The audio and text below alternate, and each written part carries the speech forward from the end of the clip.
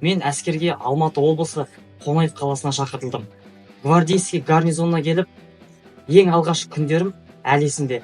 Өйткені бізге жаңа форма киіп, саптық алаңда саппен жүруді және де ат салондағы еміші атыс күндерім өте қызықты өтті.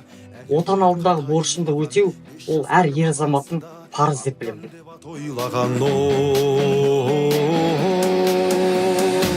Әскерге бару ол әр азаматтың отан алдындағы борышы деп есептеймін. Мен отан алдындағы борышымды жауапкершілікпен адал орындағым келді. Ант қабылдау жақындаған сайын толқуым күшейген еді. Бұл жай ғана рәсім деп ойладым, бірақ ант беру әрбір сарбаздың өмірінде бір-ақ рет болатын отан алдындағы уәде. Өз атымды атап, әскери антты айтқан сәтте бойымды мақтаныш сезіндім. Бұл сәт мен үшін ұмытылмас күн болды. Әскери өмірдің қиындығы мен тәртібі мені шыңдайды деген сезім болды. Азаматтық өмір мен әскери өмірдің айырмашылығы өте жоғары. Себебі әскери өмірде ол тәртіп бірінші орынға қойылады. Біз осы әскери өмірде тәртіптің де арқасында көптеген дүниелерге үйрендік. Себебі егер болашақта біздің отанымызды біз қорғамасақ, басқа кім қорғайды?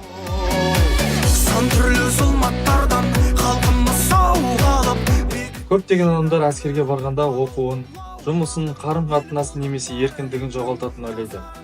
Бірақ шын мәнінде сен ештеңеден айырылмайсың. Керісінше, жаңа тәжірибе жинайсың. Физикалық және рухани күшейесің. Шыдамды және төзімді болуды үйренесің. Бір сөзбен айтқанда, әскер нағыз ер жігітті шыңдайтын орта.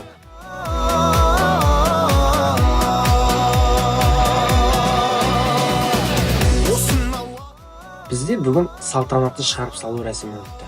Бәрі сәнденіп, өздерінің отан алдындағы борышын адал атқарып, шыққанын сезініп, сөз сөйлеп, бригада құрамымен қоштасты. Бұл бізде ерекше сезім және естелік алып келді. Бұның өзі жеке естелік, себебі ант қабылдауда, қоштасуда сарбаздың өмірінде жалғыз болатын сәт. Ішімізде қобалжу да болды. Не дегенмен бір жыл осы әскерде ұмытылмастай өтті. Қимастық та бар. Ертең азаматтық өмірде бұл кезде сағынамыз. 21450 әскери бөліміне менің әскери өмірім үшін көп рахмет. Әскерге келіп, өзіме көптеген достар таптым. Олар Қазақстанның түкпіріне жиналған жақсы балалар. Ертең әскерден қайтқан соң олармен ары қарай араласамыз деген ойдамын. Шыны керек, осы әскердің арқасында ата-анамның қадірін түсінеді екенсің. Үйде ата-анамның қасында жүрген кезімде ол кісілердің айтқанын тыңдамаған да кездерім болды. Ол әрине балалық еркелік. Үйге қайтқан соң ата-анамның бір сөзінде жерге тастамай қолдау көрсетемін. Ол әрине әскери тәртіптің арқасы. Артымыздан өсіп келе жатқан барша інілерімізге айтарым: әскер сендерді тәртіпке, төзімділікке үйретеді. Отан алдындағы борыштарыңды өтеуден қашпаңдар.